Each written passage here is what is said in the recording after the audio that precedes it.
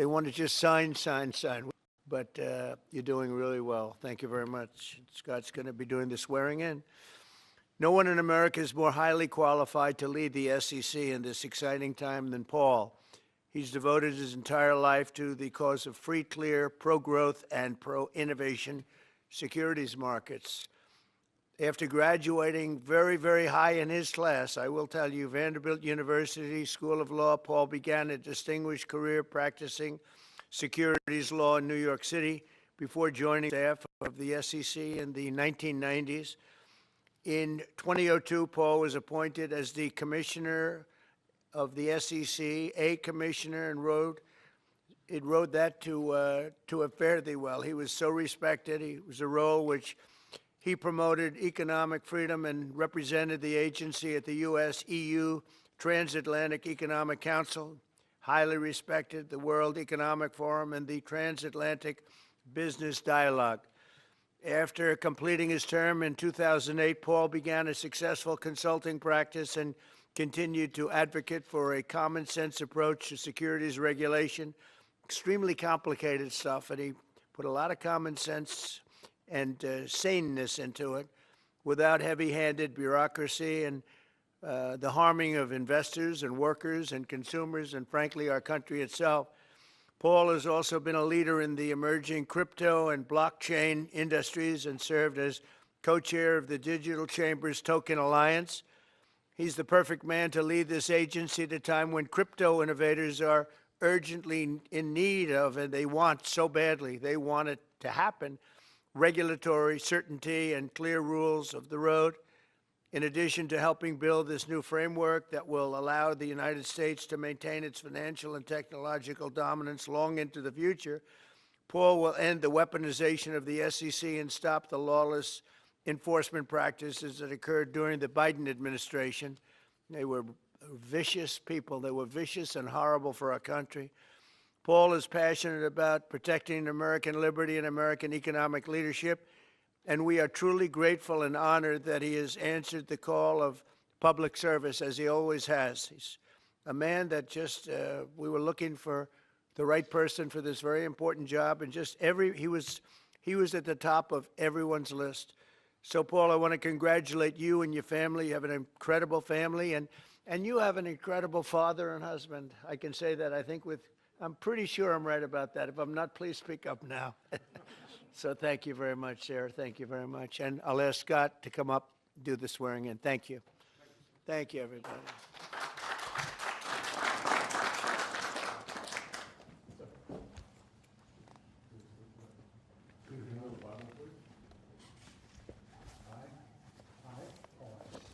Do solemnly swear that I will support and defend the Constitution of the United States against all enemies, foreign and domestic, that I will bear true faith and allegiance to the same, that I take this obligation freely without any mental reservation or purpose of evasion, and that I will well and faithfully discharge the duties of the office on which I'm about to enter. So help me God. Congratulations. Thank you.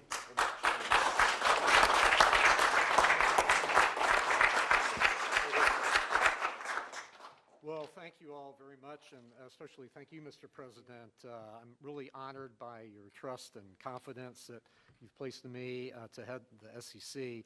But I really must say the Oval Office has never looked better. One could really describe it as glistening, and I've heard stories about it, and it's true. It's the touch of a confident president leading with optimism towards an American golden age. So thank you for that. And so to my wife, Sarah, and to our sons, Stuart, Peter, and Henry, thank you all for your steadfast love and support. I'm grateful for the sacrifices that each of you have made to enable me to serve America. And thanks to Secretary Bessent for administering the oath as well. But a note about my family real quickly. Today would have been my father's 114th birthday. Colonel Atkins was a veteran of World War II and Korea. And yesterday would have been my late mother's birthday, so it seems altogether fitting to honor them and the example that they've set so that their son could stand here speaking to you all today. So to my friends, my family, my colleagues who've worked with me throughout my career and helped make my appointment by President Trump even possible, thank you for your work and dedication. There are many who quietly serve the nation in mostly unsung roles, and I continue to be the beneficiary of your professionalism and good judgment. So at the helm of the SEC, I can confidently say it is a new day. It's time for the SEC to end its waywardness and return to its core mission that Congress set for it: investor protection, fair, orderly, and efficient markets, and capital formation. I will work to protect investors from fraud, keep politics out of how our securities laws and regulations are applied, and advance clear rules of the road that encourage investment in our economy to the benefit of Americans. A top priority of my chairmanship will be to provide a firm regulatory foundation for digital assets through a rational, coherent, and principled approach. We will work to ensure that the United States is the best and most secure place in the world to invest and to do business. So, Mr. President, again, thank you very much for your graciousness in extending such a warm welcome to my family and me today in this storied room. I look forward to working with you, with colleagues in your administration, and with Congress to advance your agenda to bolster the economy and build on U.S. leadership of the global market. So thank you very much. Thank you. Congratulations. Thank you very much. Thank you very much. Pleasure. Any questions for Paul? Mr. Atkins, if I may, can you provide, I guess, what is your sense of how the CFTC and the SEC will differ when it comes to crypto regulation? I hope that we won't. Brian Quintenz, whom the president has nominated, is a great guy. I've known him for years, and I intend to work closely with him, and I really look forward to his leadership there. I think there's no reason why the two agencies can't be working cheek to jowl on these issues for the American investor and the American economy. Mr. Atkins, do you have a view on Chinese listed stocks on the U.S. exchanges? Well, that's subject of statute, and Congress has acted, and I look forward to diving into those issues. Mr. Atkins, do you have a sense, will the Democratic commissioner continue in her role? Her term, I guess, goes through, well, it ended last year, and I guess she can hold over till the end of the year, so it's up to Mr. President and Congress to deal with that. Mr. President, on China, your press secretary has suggested that some progress is being made. Are negotiations actively underway? And do you agree with Secretary Bessent, who has suggested that the current standoff with China is not sustainable? We're doing fine with China. We're doing fine with I think almost every country. Everybody wants to have involvement with the United States. As you know, we were losing $5 billion a day during the Biden administration, during that last year, was a horror show, what they were doing on trade, $5 billion a day. And now we have it down to a very low number because we're getting 25% from the automobile industry, from autos. We're getting 25% for steel, 25% for aluminum, and we're getting the baseline of 10%. And think of it, we're losing almost $2 trillion on trade. And those days are gone. We're not going to do that again. We're not going to let that happen. We're being ripped off by almost, I don't say every, but very close to every country, everywhere in the world, just being ripped off left and right. You had no leadership. You had people that didn't know what they were doing. And we're going to turn the country around. You know, we have a very nice phrase, make America great again. That's what we're going to do. And it's going to start with trade. We're doing really well. I see the stock market was up nicely, but this is a transition period, and it's going to be a little while, but we are doing well with every country. Ultimately, we have something they want, and you have to view it that way. We have something they want, and they want very badly. And, it's going to be, they're coming in, they're taking treasure, they're taking jobs when they do that, and they have to pay. And they don't have to pay if they come in and create their own jobs. You know, if they do their product here, if they build their product or make their product in the United States, we have absolutely no tariffs, and we welcome people. But We're taking in a lot of money from tariffs, and our country is getting stronger all the time because the other was not sustainable. Started with China. Are you going to play hardball with them? Are you going to mention COVID? Well, I'm not going to say, no, I'm not going to mention COVID. I'm not going to say, oh, I'm going to play hardball with China. I'm going to play hardball with you, President Xi. No, no. We're going to be very nice. They're going to be very nice, and we'll see what happens. But ultimately, they have to make a deal because otherwise they're not going to be able to deal in the United States. And we want them involved, but they have to, and other countries have to make a deal. And if they don't make a deal, we'll set the deal because we're the ones that set the deal. Scott and Howard and myself and others, we're going to be setting the deal, and it'll be a fair deal for everybody, and it'll be, I think it's a process that's going to go pretty quickly. We've spoken to many, many countries, and we're getting their views on things. You know, there are a lot of things. They have VAT taxes. They have everything you can have. Don't forget, as an example, the European Union was set up to take advantage of the United States. That's why it was set. And they've done that, but they're not doing that anymore. Yeah. Mr. President, will you prevent Hamas from having any role in governing a post-war Gaza? And will Hamas have to be permanently eradicated for a ceasefire to be reached? Well, we're not going to let Hamas do that, and we're going to see what happens with Gaza. But we've made a lot of progress in the Middle East, tremendous. Should have never happened. That date, that very special date, October 7th, should have never happened. It would have never happened if I were president. But we'll be stopping that whole situation. Yeah, please. Earlier today, Treasury Secretary Bessent suggested that with tariff rates as high as they are now, it's effectively an embargo of trade between the United States and China. Do you see it that way? That's true. 145% is very high, and it won't be that high. It's not going to be that high. It got up to there. We were talking about fentanyl, where, you know, various elements built it up to 145. No, it won't be anywhere near that high. It'll come down substantially, but it won't be zero. It used to be zero. We were just destroyed. China was taking us for a ride, and just not going to happen. It's not going to happen. We're going to be very good to China. I have a great relationship with President Xi, but they would make billions and billions and billions of dollars a year, and they would build their military out of the United States and what they made, so that won't happen. But they're going to do very well, and I think they're going to be happy, and I think we're going to live together very happily and ideally work together. So I think it's going to work out very well. But no, it's at 145%. There will not be anywhere near that number.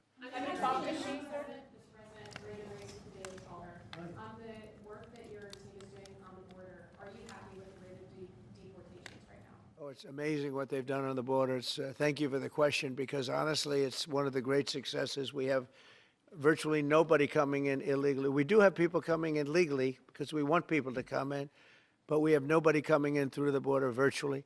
We were having hundreds of thousands of people a month come in under Biden, and they came in from prisons, they came in from mental institutions, they came in from gangs in Venezuela and other countries all over the world, not just South America. They were emptying their prisons into the United States. Venezuela emptied its prisons out, but many countries emptied their prisons into the Congo, as an example, in Africa, emptied their prisons into the United States. And we're getting them out, and I hope we get cooperation from the courts, because, you know, we have thousands of people that are ready to go out, and you can't have a trial for all of these people. It wasn't meant, the system wasn't meant, and we don't think there's anything that says that, look, we are getting some very bad people, killers, murderers, drug dealers, really bad people, the mentally ill, the mentally insane. They emptied out insane asylums into our country. We're getting them out, and a judge can't say, no, you have to have a trial. The trial's going to take 2 years, and no, we're going to have a very dangerous country if we're not allowed to do what we're entitled to do. And I won an election based on the fact that we get them out, and we've done an amazing job. Look, we've stopped. Everybody admits, even the radical left, we have got the strongest border we've ever had, even stronger than what I had it for 4 years. We had a great border. We solved the problem, but it's a tad stronger, which is I don't know if that's disappointing or not to me. I beat my own record, but I appreciate the question. Thank you, Daniel. Monthly CPI prices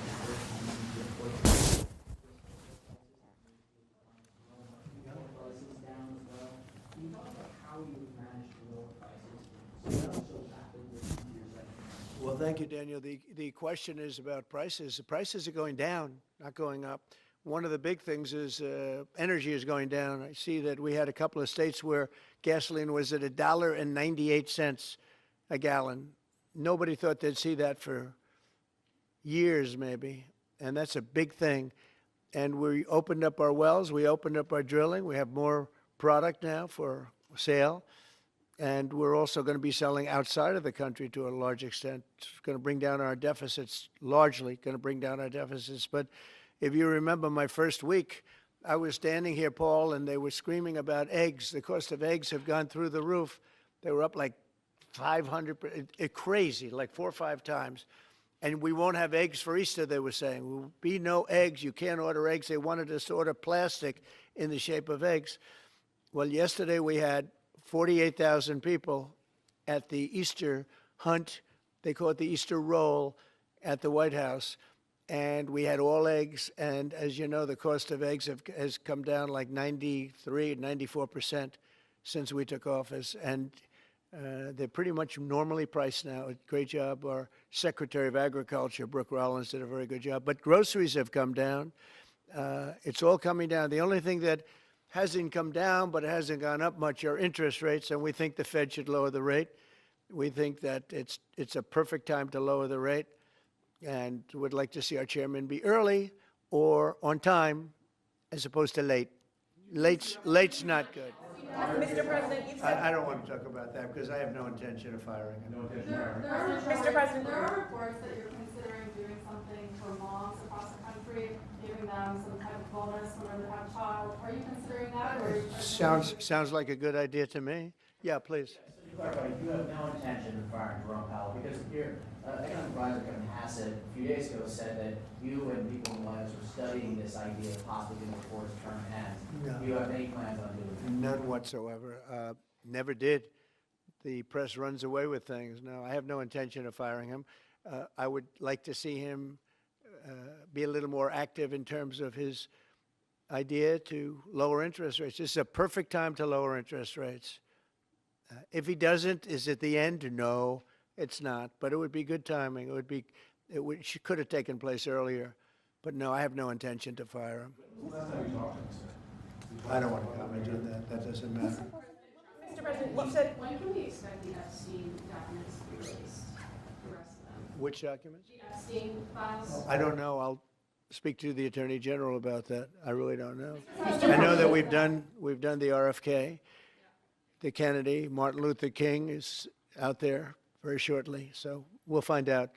But we've really announced we're doing them in full transparency. You know, when we did JFK, people were saying, "Oh, maybe it wasn't all; it was all," and people actually went up to the office and they looked at some things that were, you know, not really easily available, and they were amazed that we gave it all. And I don't know if it solved any problems for people. People still have questions one way or the other, but that I'm not. But 100% of all of these documents are being delivered. Mr. President, you said you're ultimately going to make a deal with China, but where do things stand right now? Have you talked to I him? think my relationship with President Xi is great. It's been great for a long time. We've had a very good relationship, and I think we'll make a deal with him. Mr. President, in your meeting with... If we don't make a deal, we'll set it. We'll just set the number, and, you know, I think they'll want to be a part of the United States. We're doing great. This is the golden age, as Paul said. We're talking about the golden age. There will never be a time like this, in my opinion. And China wants to be a part of that, too.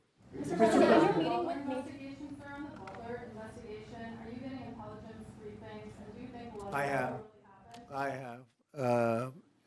I'll keep that to myself. Mr. President, in your meeting... Very personal. Are you concerned about the impact of tariffs on West Coast ports, which have seen a sharp drawdown in Chinese imports coming in? I think that everyone's going to do well in this country because of tariffs. We have $7 trillion of investment already. You can go back many years, and for a whole year, they haven't had anywhere near that. Mostly, they'd be well under $1 trillion of investment. And we've got $7 trillion. We really started 5 weeks ago. And in just a few weeks, literally, we have $7 trillion, which is a record for a year. There's never been a year with that much. And that's coming in, I think, for two reasons. It's coming because of an election that people liked, and it's coming in because of tariffs. And if you look at Apple, Apple's going to start building here. Right now, they're in China mostly. $500 billion. We have the computer, all of the computer chip companies are coming in at levels that nobody's ever seen before, as you know. Jensen came in for $500 billion. You saw that. A great guy, highly respected. Mr. Wei coming in for $250 billion. Nobody's ever seen anything. And the auto companies are coming in. I can name 8 right now already, auto plants that are either starting or about ready to start construction. There's never been, and the United Auto Workers and the non-union workers in the automobile industry, they love Trump, and I love them. Thank you all very much. Thank you. Congratulations, Paul. Thank you guys.